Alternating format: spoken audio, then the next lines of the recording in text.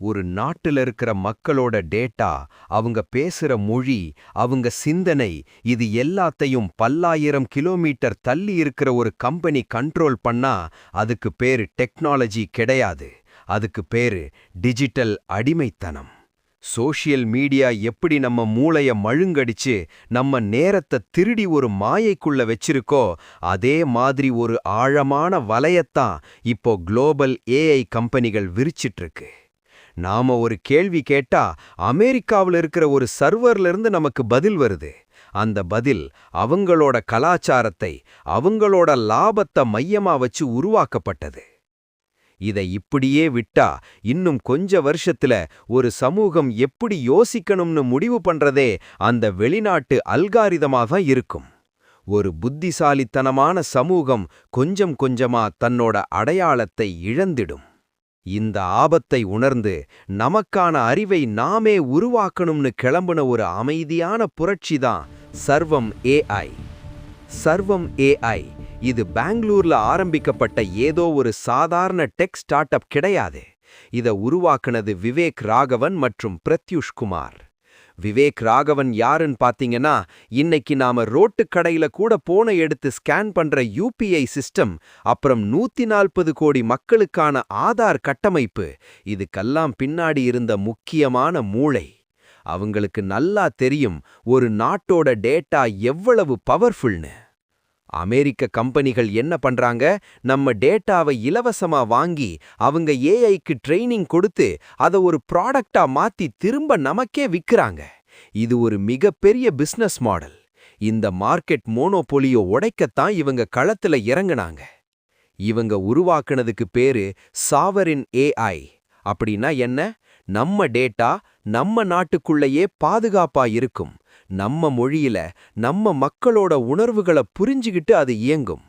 உதாரணத்துக்கு, இப்போ இருக்கிற குளோபல் ஏஐ கிட்ட போய் ஒரு விவசாயியோ இல்ல ஒரு சிறு தொழில் செய்றவரோ கேள்வி கேட்டா அது இங்கிலீஷ்ல யோசிச்சு தமிழ்ல டிரான்ஸ்லேட் பண்ணி ஒரு ரோபோட் மாதிரி பதில் சொல்லும். அதுக்கு திருநெல்வேலிக்கும் அமெரிக்காவுக்கும் இருக்கிற வித்தியாசம் தெரியாது. நம்ம ஊர் எக்கானமி எப்படி வேலை செய்யுதுன்னு தெரியாது. ஒரு மொழியை டிரான்ஸ்லேட் பண்ணலாம், ஆனா ஒரு கலாச்சாரத்தை டிரான்ஸ்லேட் பண்ண முடியாது. ஆனா சர்வம் ஏஐ பிறக்கும்போதே இந்தியனா பிறந்திருக்கு. நம்ம மொழியோட நுணுக்கங்களை, நம்ம ஊர் சட்டங்களை, இங்க இருக்கிற பிசினஸ் ரிஸ்க் எல்லாத்தையும் அது புரிஞ்சு வச்சிருக்கு. பிப்ரவரி 2026 உலகத்தில் இருக்கிற பல பெரிய டெக் கம்பெனிகள் இந்தியாவை உற்று கவனித்த ஒரு தருணம். சர்வம் ஏஐ அவங்களோட சர்வம் 105B அப்படிங்கிற ஒரு பிரம்மாண்டமான ஏஐ மாடலை ரிலீஸ் பண்ணாங்க. 105 பில்லியன் பராமீட்டர்ஸ்.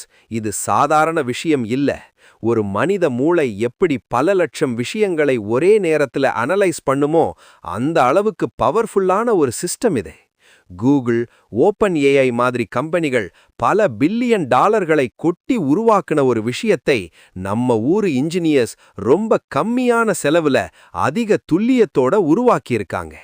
கார்ப்பரேட் கம்பெனிகளுக்கு இது வெறும் காசு மிச்சம் பண்ற விஷயம். ஆனா ஒரு சாதாரண மனிதனுக்கு இது எப்படிப்பட்ட அதிகாரத்தை கொடுக்க போகுதுன்னு தெரிஞ்சா நீங்க ஆச்சரியப்படுவீங்க. இது வெறும் சாஃப்ட்வேர் வளர்ச்சியா இருந்தா நாம இவ்வளவு தூரம் பேச வேண்டியதில்ல. ஆனா இது நம்ம அன்றாட வாழ்க்கைக்குள்ள, நம்ம பிசினஸ்க்குள்ள, ஏன் நம்ம கண்களுக்கு மேல ஒரு ஸ்மார்ட் கண்ணாடியா எப்படி மாறப்போகுது? இன்டர்நெட் இல்லாத ஒரு குக்கிரமானத்துல கூட இந்த ஏஐ எப்படி ஒரு புரட்சியை உண்டாக்க போகுது? உலக மார்க்கெட்டை இது எப்படி புரட்டி போட போகுது? பல பேருக்கு ஏஐ அப்படின்னா ஒரு லேப்டாப் இல்ல மொபைல் ஸ்கிரீன். ஆனா உண்மையான டெக்னாலஜி நம்ம கண்ணுக்கு தெரியக்கூடாது. அது நம்ம அன்றாட வாழ்க்கையோட எந்த ஒரு தடையும் இல்லாம ஒன்றி போகணும். சமீபத்துல ஒரு டெக்னாலஜி மாநாட்டுல நம்ம பிரதமர் மோடி ஒரு ஸ்மார்ட் கண்ணாடியை அணிந்து பார்த்தார். அது வெறும் கண்ணாடி இல்ல, அதுக்கு பேரு சர்வம் கேஸ். நினைச்சு பாருங்க, நீங்க ஒரு வெளிநாட்டுக்கோ இல்ல மொழி தெரியாத ஒரு மாநிலத்துக்கோ போறீங்க.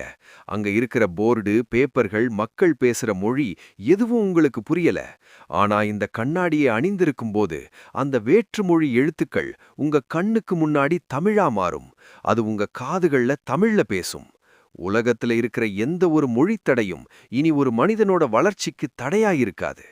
ஆனா இங்கதான் ஒரு மிகப்பெரிய சிக்கல் இருக்கு. இன்னைக்கு உலகத்துல இருக்கிற எந்த ஒரு பவர்ஃபுல் ஏஐயும் வேலை செய்யணும்னா அதுக்கு அதிவேக இன்டர்நெட் தேவை. அது பல 1000 கிலோமீட்டர் தள்ளி இருக்கிற ஒரு கிளவுட் சர்வரோட கனெக்ட் ஆகி இருக்கணும். ஆனா இன்டர்நெட் வசதி சரியா இல்லாத குக்கிரமாங்கல்ல, அங்க எப்படி இந்த டெக்னாலஜி போய் சேரும்? இங்கதான் சர்வம் ஏஐ ஒரு மிக முக்கியமான திருப்புமுனையை உருவாக்குனாங்க. அதுக்கு பேரு சர்வம் எட்ஜ். எட்ஜ் கம்ப்யூட்டிங் அப்படிங்கிறது இன்டர்நெட் இல்லாமலேயே ஆஃப்லைன்லேயே உங்க மொபைல் ஃபோனுக்குள்ளேயே அந்த ஏஐயை வேலை செய்ய வைக்கிற ஒரு தொழில்நுட்பம். இதனால என்ன பெரிய லாபம்? உங்க டேட்டா உங்க ஃபோனை விட்டு வெளியே போகாது. உங்க பிரைவசி 100% பாதுகாக்கப்படும். ஒரு விவசாயி வயல்ல நின்னுகிட்டோ இல்ல ஒரு மருத்துவர் சிக்னல் இல்லாத ஒரு மலை கிராமத்திலேயோ எந்த இன்டர்நெட் உதவியும் இல்லாம ஒரு சூப்பர் கம்ப்யூட்டரோட அறிவை பயன்படுத்த முடியும். இது ஒரு சாதாரண விஷயமா உங்களுக்கு தோணலாம், ஆனா குளோபல் மார்க்கெட்ல இது ஒரு பெரிய கேம் சேஞ்சர். சரி, இந்த டெக்னாலஜி எல்லாம் ஒரு தனி மனிதனோட பொருளாதாரத்தை எப்படி உயர்த்த போகுது? ஒரு கம்பெனி வளரணும்னா அதுக்கு புது மார்க்கெட் தேவை. நீங்க ஒரு கண்டென்ட் கிரியேட்டரா இருக்கலாம், இல்ல ஒரு பொருளை உற்பத்தி செஞ்சு விக்கிற ஒரு பிசினஸ்மேனா இருக்கலாம். உங்க மொழி தாண்டி அந்த பொருள் போய் சேரலன்னா உங்களோட growth ஒரு கட்டத்துல நின்னுடும். இங்கதான் சர்வமோட சம்வாத் மற்றும் மொழிபெயர்ப்பு மாடல்கள் உள்ள வருது. நீங்க தமிழ்ல பேசுற ஒரு வீடியோவை கொஞ்ச நேரத்துல ஹிந்தி, தெலுங்கு, மராத்தின்னு 22 மொழிகள்ல அதே உணர்வோட உங்க குரல்லேயே அது மாற்றி கொடுக்கும். இதுக்கு முன்னாடி ஒரு வீடியோவை பல மொழிகள்ல டப்பிங் செய்ய பல ஆயிரங்கள் செலவாகும். ஆனா இப்போ ஒரு சாதாரண வீடியோ கிரியேட்டர் கூட இந்திய அளவுல ஒரு பிராண்டா மாற முடியும். தன்னோட பிசினஸை இந்தியா முழுக்க விரிவுபடுத்த முடியும். இன்னொரு பக்கம் ஃபைனான்ஸ் மற்றும் இன்வெஸ்ட்மெண்ட். பங்குச்சந்தையில முதலீடு செய்யறவங்களுக்கு தெரியும் ஒரு கம்பெனியோட டேட்டாவை அனலைஸ் பண்றது எவ்வளவு கஷ்டம்னு. அதுல பல ஸ்கேம், மறைக்கப்பட்ட உண்மைகள் இருக்கும். 100 பக்கங்கள் கொண்ட ஒரு கம்பெனியோட ஆனுவல் ரிப்போர்ட்டை நீங்க படிக்கணும்னா பல நாட்கள் ஆகும். ஆனா அதை சர்வம் 10.5B கிட்ட கொடுத்தா சில நொடிகள்ல அதுல இருக்கிற ரிஸ்க் என்ன, அந்த கம்பெனியோட உண்மையான லாப நஷ்டங்கள் என்னன்னு ரொம்ப துல்லியமா உங்க தாய்மொழியிலேயே உங்களுக்கு விளக்கும். ஒரு பெரிய கார்ப்பரேட் கம்பெனிக்கு பல லட்சம் செலவு செஞ்சு கிடைச்சிட்டு இருந்த பிசினஸ் இன்டெலிஜென்ஸ் இப்போ உங்க பாக்கெட்ல இருக்கிற மொபைல் போன்ல இலவசமா கிடைக்குது. அடிக்கடி ஒரு வார்த்தைய எல்லாரும் சொல்லுவாங்க: டெக்னாலஜி மனிதர்களோட வேலைய பறிச்சிடும்னு. அது முழுமையான உண்மை கிடையாது. ஏஐ மனிதர்களை வேலை விட்டு தூக்காது. ஆனா ஏஐய சரியா பயன்படுத்த தெரிஞ்ச ஒரு மனிதன் அத பயன்படுத்த தெரியாதவன கண்டிப்பா வேலை விட்டு தூக்குவான். டெக்னாலஜி இப்போ நம்ம கைகளுக்கு வந்துருச்சு. ஆனா இத நாம எப்படி பயன்படுத்த போறோம்? வெறும் பொழுதுபோக்குக்காக சோஷியல் மீடியாவுல நேரத்தை வீணாக்க போறோமா, இல்ல இத ஒரு ஆயுதமா மாற்றி நம்ம வாழ்க்கைய முன்னேற்ற போறோமா? இவ்வளவு நேரம் ஒரு டெக்னாலஜி எப்படி வேலை செய்யுது, அது என்னென்ன சாதிக்க போகுதுன்னு பார்த்தோம். ஆனா இதுல நாம கத்துக்க வேண்டிய நிஜ வாழ்க்கைக்கு தேவையான பாடம் ஒன்னு இருக்கு. அது என்னன்னா அதிகாரம், பவர். இதுவரைக்கும் டெக்னாலஜி அப்படிங்கிறது சிலிகான் வேலில இருக்கிற சில கம்பெனிகளோட கையில மட்டும்தான் இருந்துச்சு. அவங்க என்ன சொல்றாங்களோ அதைத்தான் நாம ஃபாலோ பண்ணிட்டு இருந்தோம். ஒரு ஏஐ நம்ம கிட்ட இங்கிலீஷ்ல பேசுனா நாமளும் இங்கிலீஷ் கத்துக்கிட்டு அதுக்கு ஏத்த மாதிரி மாற வேண்டிய நிலைமை இருந்துச்சு. அவங்க நம்மள அவங்க மார்க்கெட்டா மட்டும்தான் பார்த்தாங்க. ஆனா இன்னைக்கு சர்வம் ஏஐ மூலமா அந்த நிலைமை தலைகீழா மாறியிருக்கு. இனிமே டெக்னாலஜி நம்ம கிட்ட, நம்ம மொழியில, நம்ம கலாச்சாரத்துக்கு ஏத்த மாதிரி இறங்கி வரணும். ஒரு தமிழ் விவசாயியோ இல்ல ஒரு சின்ன மளிகை கடை வச்சிருக்கிறவரோ தனக்கு பிசினஸ்ல என்ன ரிஸ்க் இருக்குன்னு தெரிஞ்சுக்க இங்கிலீஷ் கத்துக்க வேண்டிய அவசியமில்ல. இது வெறும் சாஃப்ட்வேர் வளர்ச்சி கிடையாது. இது ஒரு டிஜிட்டல் சுதந்திரம். நம்ம டேட்டா பாதுகாப்பா இருக்கு. நம்ம மூளையில என்ன சிந்தனை ஓடணும்னு இனி வெளிநாட்டு கம்பெனிகள் முடிவு பண்ண முடியாது. இப்போ உங்க முன்னாடி ஒரு முக்கியமான கேள்வி இருக்கு. இந்த மாபெரும் ஏஐ புரட்சி நடந்துட்டு இருக்கு. ஆனா பல பேர் இன்னும் சோஷியல் மீடியாவுல பல மணி நேரத்தை வீணாக்கிட்டு முட்டாள்தனமான கண்டென்ட்ட பார்த்துட்டு இருக்காங்க. அவங்க மூளைய அவங்களே மழுகடிச்சிட்டு இருக்காங்க.